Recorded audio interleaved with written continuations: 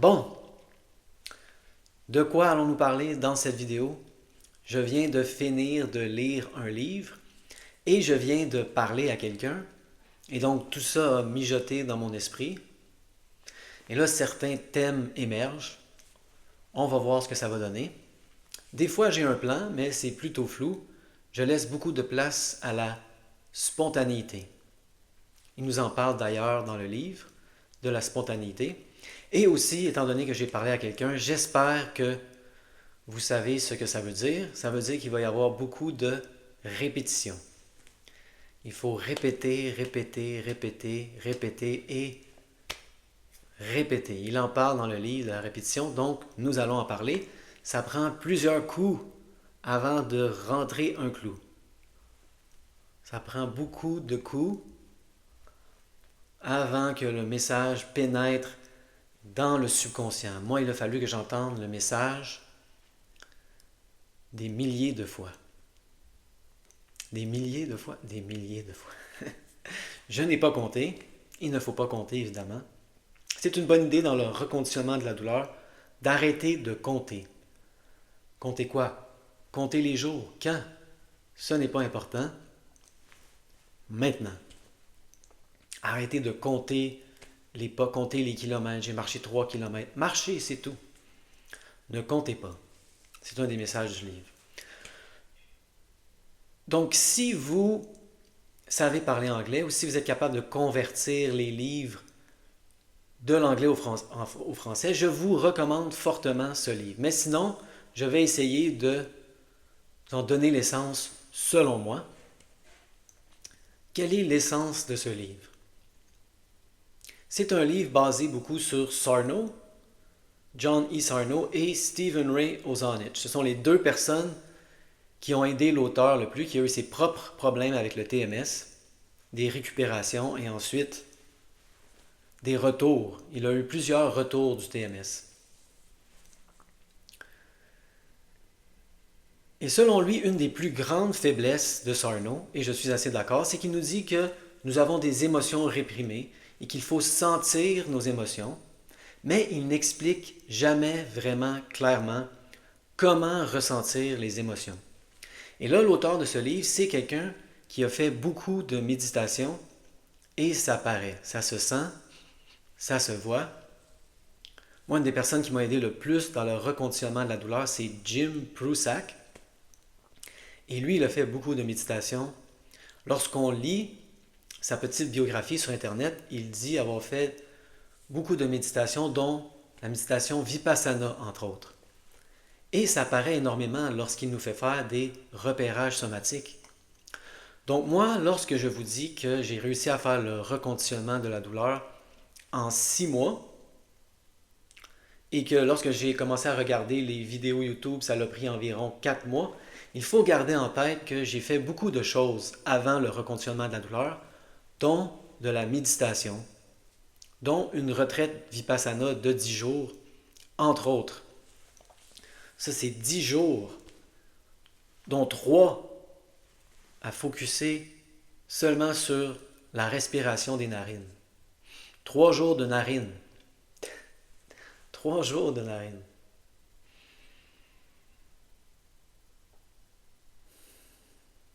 Et là ensuite, pour les 7 dernières journées, des balayages corporels constants. Donc ça pratique beaucoup qu'est-ce que lui il appelle dans le livre la neutralité. Et ce qu'ils appellent dans la méditation Vipassana, l'équanimité. Selon l'auteur, c'est vraiment quelque chose à développer. Lui, il ne vous dit pas, contrairement à moi, d'aimer les symptômes. Il le dit clairement dans une page, je ne vous dis pas d'aimer les symptômes, mais ce qu'il préconise, c'est de développer une neutralité face aux symptômes. Mais il dit qu'éventuellement, avec le recul, il a réalisé que le TMS, comme il l'appelle, était un cadeau qui l'a aidé à évoluer, qu'il était bloqué dans sa vie. Et même que ça lui a permis d'avoir un éveil spirituel. Ça, c'est un thème qui revient souvent. Le fait qu'avec le recul, on considère que ce n'était pas un événement négatif, mais un cadeau, le TMS. Donc moi, ce que je vous dirais, c'est, vous pouvez prendre de l'avance sur cette réalisation et aimer les symptômes dans le temps présent. Mais un jour, ça va vous frapper. Et c'est un thème qui revient de plus en plus dans les livres, l'éveil spirituel. Et là, je veux utiliser le terme spiritualité au sens le plus large. Je ne vous parle pas de religion. Lui, il dit que justement, la religion, d'habitude, c'est un peu rigide et que la spiritualité est plutôt fluide. Et évidemment, il ne parle pas de trucs ésotériques, les anges, les âmes, les auras. La spiritualité au sens où on apprend à vivre dans le moment. Parce que c'est très important. La question devient celle-ci. Est-ce qu'on a besoin d'une crise pour avoir un éveil spirituel? Idéalement, la réponse serait non. Mais malheureusement, dans la plupart des cas, la réponse est oui. Ça prend une crise avant d'avoir un éveil spirituel. C'est comme ça. On se dit, mais pourquoi j'ai eu besoin de la crise? N'aurais-je pas pu avoir un éveil spirituel spontané?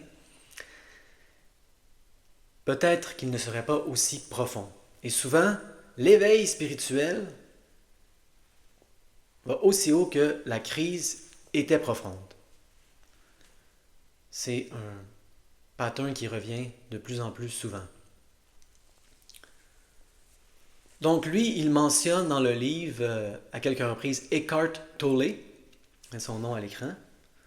Moi, je n'ai pas beaucoup exploré Eckhart Tolle. J'ai commencé à regarder et jusqu'à maintenant, il n'y a rien d'ésotérique auquel je suis allergique comme les anges. C'est juste être dans le moment présent. Mais je ne peux pas vous recommander chaudement Eckhart Tolle parce que je n'ai pas encore exploré le matériel. Mais moi, ce que je vous recommande, c'est Alan Watts. Donc, je ne sais pas si tous les livres ont été traduits en français, mais beaucoup d'entre eux ont été traduits. Et là, je suis familier avec l'entièreté de son matériel. Et Alan Watts est vraiment excellent. J'adore Alan Watts. Si vous savez parler anglais, allez écouter ses lectures. C'est hilarant, c'est drôle. Alan Watts est drôle, ce qui est rare. Je n'ai pas encore ri une fois avec Eckhart Tolle. Alan Watts est quelqu'un qui m'a énormément aidé. Et j'ai j'ai un compte Facebook et une page Facebook. Voici, je vais mettre 2 vidéos d'Alan Watts en français qui sont une bonne introduction pour vous mettre l'eau à la bouche si ça vous intéresse. Parce que c'est un thème qui revient de plus en plus. La méditation, être dans le moment, un certain éveil spirituel occasionné par la crise qui est le TMS.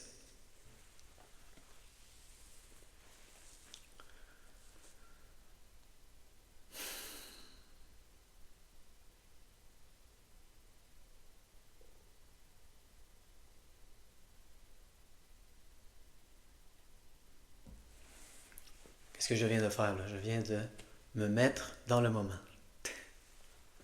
Prendre une petite pause. Certaines personnes appellent ça même de l'ancrage.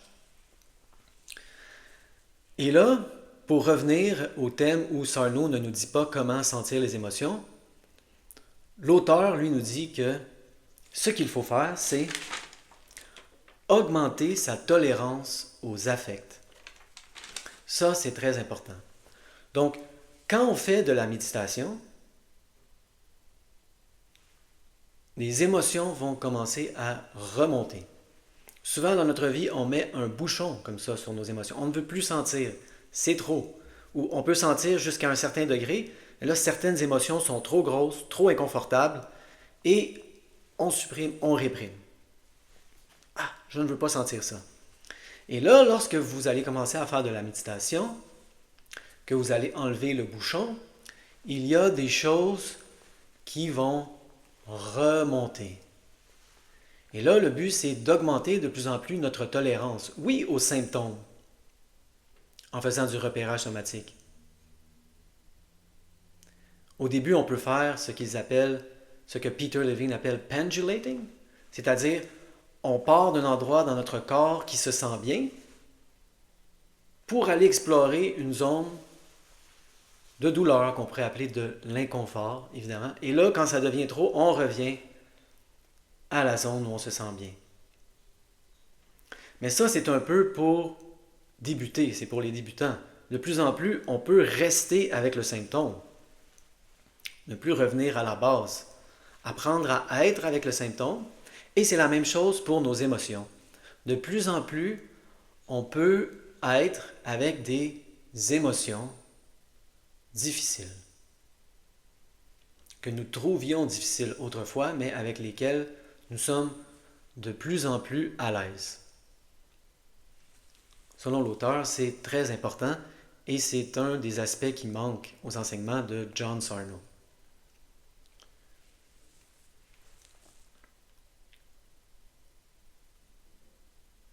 Donc moi, c'est pour ça que quand je fais des repérages somatiques, je fais des repérages somatiques symptomatiques et émotionnels et même complets.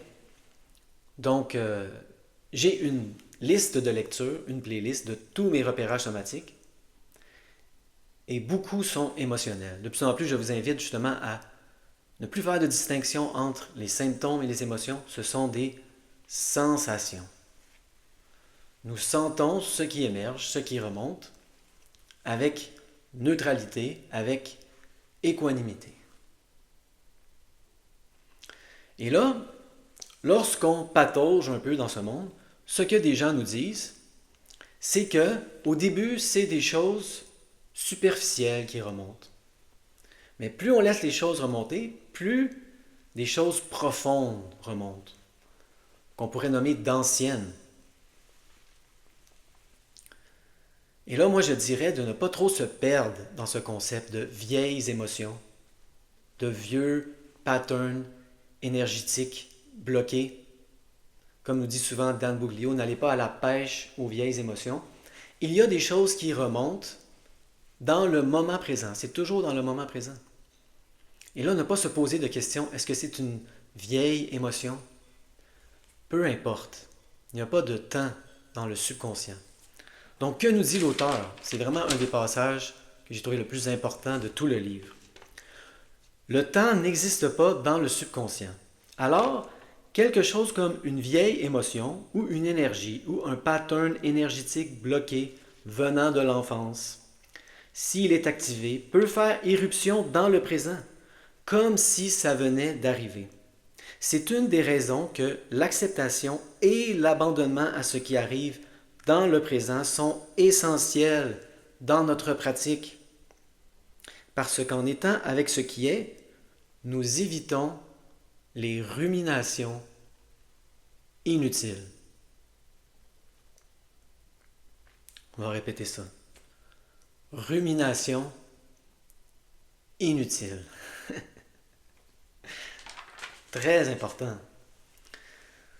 Donc de plus en plus, moi, c'est ce que je préconise, c'est de ne pas se perdre dans les ruminations. J'en parle souvent avec les tensions. J'ai une tension.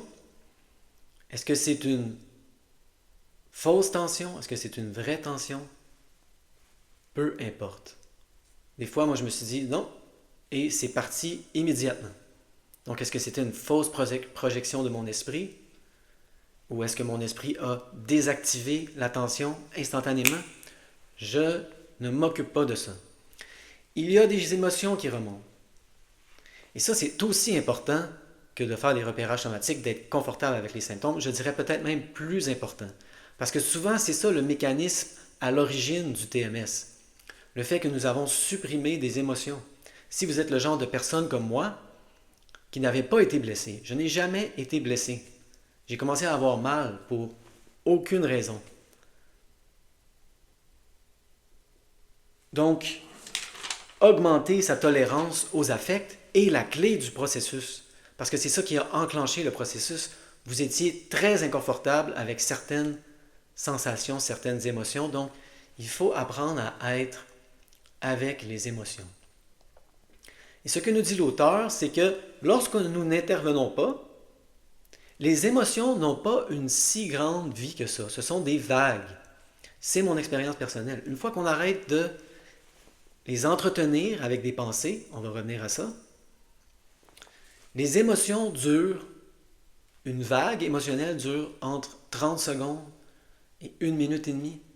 Une émotion qui dure 2 minutes, c'est très long, c'est une grosse émotion. Lorsqu'on n'intervient pas, qu'on est totalement neutre, ou le plus possible, lorsqu'on est en équanimité,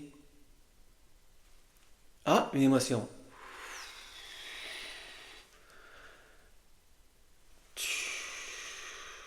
Elle émerge et elle se dissipe et c'est relativement rapide.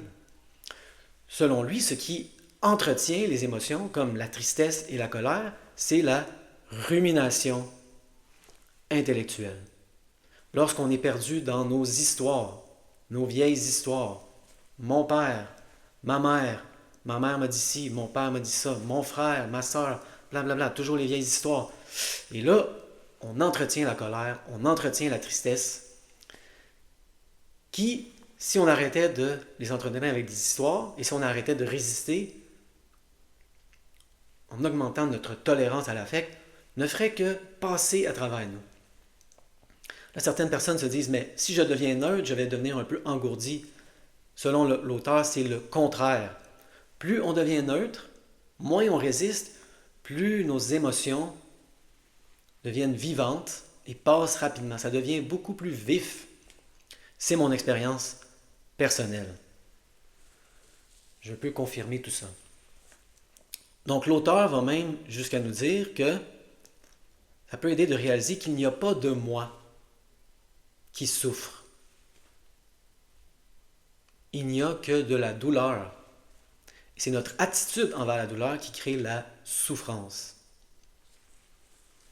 Donc, c'est pour ça que je vous encouragerais vraiment à lire les livres d'Alan Watts, parce que c'est une des personnes qui m'a fait le plus réaliser à quel point il n'y a pas de moi. C'est une illusion. Lui appelle ça un sac de peau.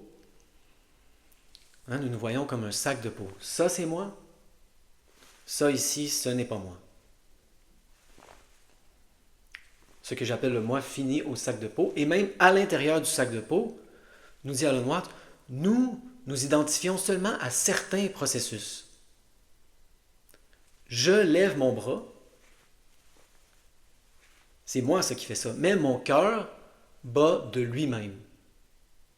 Non seulement nous nous voyons comme un simple sac de peau, où ceci est moi, ceci n'est pas moi, mais nous, à l'intérieur du sac de peau, nous associons seulement à certaines parties du processus. Mon cœur bat de lui-même, ce n'est pas moi qui fais cela. On parle de la conscience aussi, de la conscience focusée. Dans l'Occident, nous mettons beaucoup d'emphase là-dessus, au lieu de la conscience globale, générale, où tout, évidemment, à l'intérieur de mon sac de peau est moi, mais même à l'extérieur. Ici, il y a de l'air. J'inspire l'air. Certaines personnes diraient l'air est en moi. Encore une distinction, une différenciation. Vous êtes l'air. L'air entre en moi. J'inspire. Et là, ce que j'inspire, les plantes expirent et vice-versa. Donc, je suis l'air, je suis la plante. Ça prend le sol, ça prend l'eau, ça prend le soleil. Ça prend le système solaire. Ça prend la galaxie, ça prend d'autres galaxies. Et la prochaine chose qu'on sait, on réalise que ça prend l'univers entier pour créer l'expérience de ce que nous appelons nous, justement. Donc, que sommes-nous? Nous sommes le Big Bang lui-même en expansion. Et toute limite au-delà de ça que nous traçons est totalement arbitraire. Donc j'en parle parce que l'auteur nous en parle. Il dit que ça peut aider justement à la réalisation qu'il n'y a pas de moi qui souffre. Il n'y a que des sensations. Il n'y a que, si vous voulez appeler, si vous voulez utiliser le mot douleur, il n'y a que de la douleur. Il n'y a pas de moi qui a mal ou qui souffre. Et cette neutralité va être extrêmement bénéfique dans votre processus. Donc, l'auteur et moi-même, nous vous invitons à explorer ces thèmes de plus en plus. Il y a vraiment des façons d'aller dans la méditation, justement, sans aller dans la religion. Mais il vous invite de plus en plus à courtiser le spirituel. Moi, ça m'a aidé. Dans sa définition la plus large, évidemment, non dogmatique. Un autre message qui revient, dont j'ai parlé au début, c'est la répétition. Donc l'essence du livre, c'est vraiment de réaliser que il faut arrêter de remettre son rétablissement à demain, de reporter son rétablissement. La réalisation centrale du travail TMS, c'est de réaliser que nous sommes déjà guéris. Ça revient constamment dans le livre. C'est un terme étrange à utiliser puisqu'il n'y a rien à guérir. Lorsqu'on se coupe, il faut qu'il y ait de la guérison. Lorsque quelque chose se casse, lorsque quelque chose se déchire, il faut que ça guérisse. Dans le cas de la douleur neuroplastique du TMS, il n'y a rien à guérir. Donc, vous êtes déjà guéri. Et là, quand je parle aux gens, quelque chose que je remarque de plus en plus, c'est que les gens reportent leur rétablissement à plus tard. Un jour, il faut que je fasse ceci, cela, il faut que je fasse X, Y, Z avant d'être guéri. Et là, moi, de plus en plus, mon processus, ça a été d'éliminer ces choses-là jusqu'à temps que j'en arrive à l'essentiel, c'est-à-dire la réalisation que je suis déjà guéri. Et dans le reconditionnement de la douleur, il y a des messages qui sont nocifs, je considère. Je peux vous donner des exemples, comme dans un des derniers livres que j'ai lu, Back in Control, par exemple, de David Hanscom. Il nous dit qu'il faut régler le sommeil, nos problèmes de sommeil, avant de pouvoir régler nos problèmes de douleur chronique. J'ai acheté ce message pendant longtemps. Ah oui, il faut que je règle mon sommeil avant de régler ma douleur chronique. Et là, lorsque je me réveillais en plein milieu de la nuit et que je n'avais dormi que 2-3 heures, je me disais, oh, il va y avoir beaucoup de symptômes aujourd'hui. J'ai pas assez dormi. Je tombais souvent dans ce piège. Et là, de plus en plus, moi, ce que je faisais, c'est que je regardais d'autres personnes. Et je voyais des gens dans ma vie qui ne dormaient que quelques heures, des fois, et je me disais, ils n'ont pas de douleur. J'avais des gens en tête qui me venaient, ah, cette personne n'a dormi que 3-4 heures cette nuit, regarde, elle n'est pas en douleur. Il y a des insomniaques. Est-ce qu'ils sont en douleur chronique? Non. Et là, de plus en plus, j'ai arrêté de gober ces faux messages. Et lorsque je ne dormais que quelques heures, je me disais non, ça ne veut pas dire que je vais être en douleur. Certaines personnes dorment quelques heures et n'ont pas de douleur chronique. Je n'ai pas besoin d'avoir de douleur chronique. Et ce que je peux vous dire, c'est ça, c'est que moi, j'ai réussi à éliminer ma douleur chronique avant mon problème de sommeil. Et même à ce jour, je ne suis pas quelqu'un qui dort très bien encore. De mieux en mieux. Donc, je ne vous dis pas de ne pas travailler ça, que ce n'est pas important. Mais ce que les gens font, je le remarque constamment maintenant, ils reportent leur rétablissement. Quand je vais bien dormir, c'est là que je ne serai plus en douleur. Quand je vais avoir fait le travail émotionnel, c'est là que je ne serai plus en douleur. Et moi, ça j'en parle constamment, c'est ça. J'ai entamé le travail émotionnel, mais j'ai loin d'avoir fini. Pourquoi? Parce qu'on ne peut finir le travail émotionnel. C'est perpétuel. Donc, si vous attendez d'avoir atteint un certain niveau dans votre développement émotionnel, vous reportez votre rétablissement. Ah, quand je vais avoir réglé le problème X, Y, Z, et là, posez-vous la même question. Est-ce qu'il y a des gens que vous pouvez voir avec ces mêmes problèmes ou des problèmes encore pires qui n'ont pas de douleur chronique? Moi, je pense à quelqu'un, j'ai quelqu'un en tête, il a tellement de problèmes émotionnels. C'est fou. Là, il ne faut pas se comparer comme ça, mais pour l'exercice, je vais dire pire que moi. Il n'est pas en douleur chronique. Donc, ce que les gens font, c'est ça, c'est qu'ils reportent constamment leur rétablissement à plus tard. Et évidemment, lorsqu'on commence à faire de la méditation, on réalise qu'il n'y a pas de plus tard. Ça n'existe pas. Il n'y a que le moment présent. Donc, quand allez-vous être guéri? Demain? Il n'y a pas de demain. Il n'y a pas un autre moment pour être guéri que maintenant. Vous êtes déjà guéri. Déjà guéri. Et là, c'est pour ça que j'ai abordé le thème de la répétition, parce que l'auteur de ce livre a entendu ce message des milliers de fois.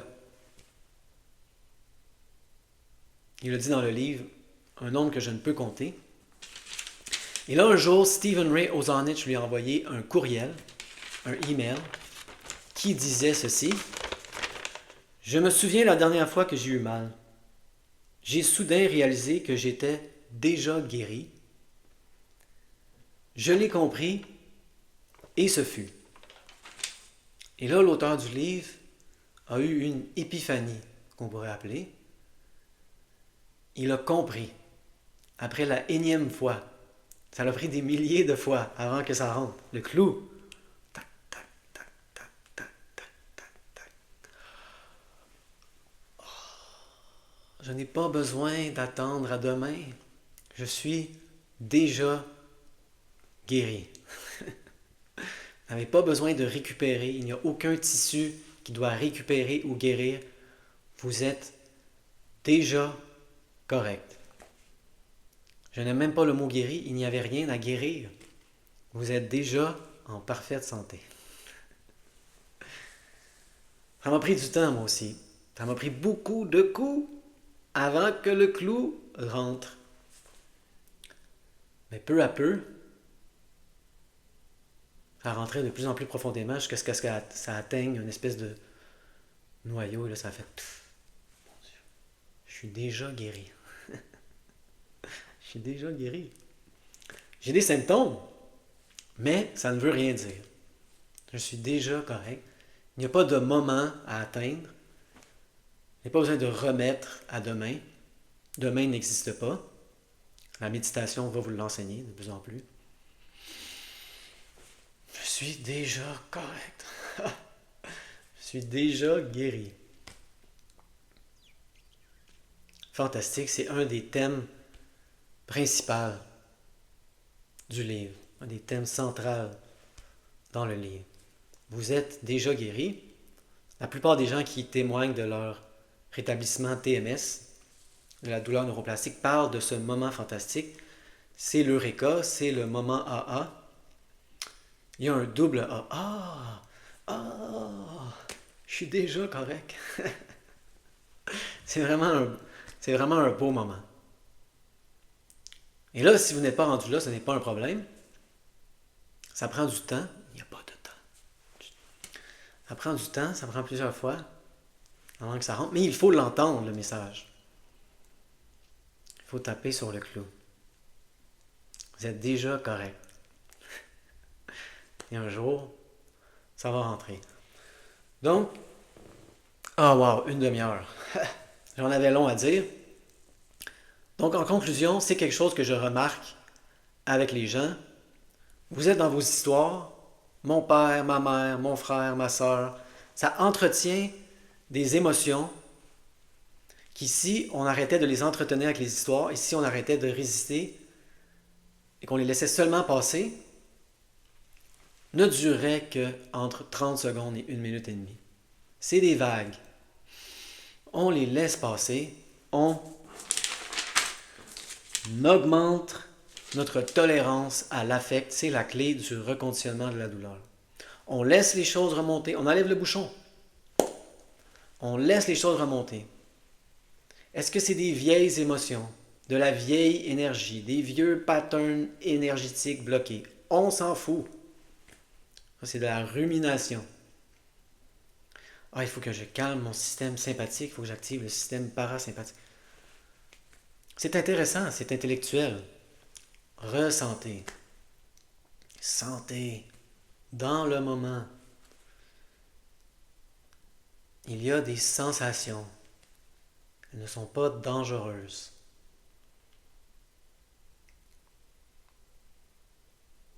C'est une projection de mon esprit. En ce moment, votre esprit projette un film d'horreur sur un écran vierge. L'écran est en parfait état. Un film d'horreur, ça peut être épeurant, mais il n'y a aucun danger. Vous êtes dans la salle de cinéma, vous êtes dans votre salon, vous pouvez manger du popcorn et là, regarder le film d'horreur. Sentir les vagues passer à travers vous sans vous sentir impliqué personnellement. Pourquoi? Parce qu'il n'y a pas de moi. C'est des vagues. Ça vient, ça va, ça passe. Donc arrêtez d'être dans vos histoires. Mon père, ma mère, mon frère, ma soeur, ça entretient. Laissez ça passer. Et de plus en plus, vous allez réaliser qu'il n'y a pas de moment à atteindre.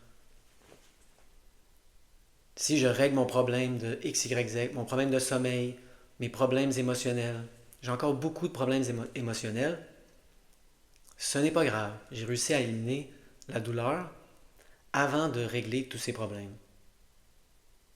Dites-vous toujours, est-ce qu'il y a quelqu'un avec ce problème qui n'a pas de douleur chronique? Oui. Je n'ai pas besoin d'être en douleur chronique. Il y a des insomniaques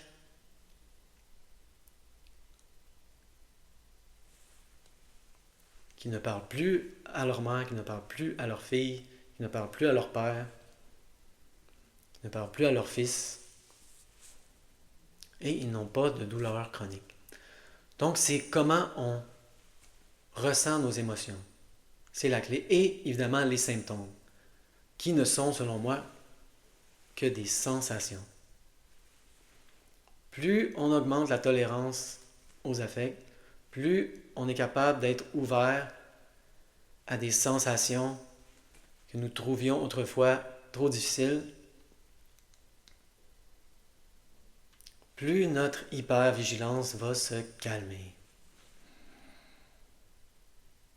Et il ne va rester que l'essentiel, c'est-à-dire des sensations dans le moment présent.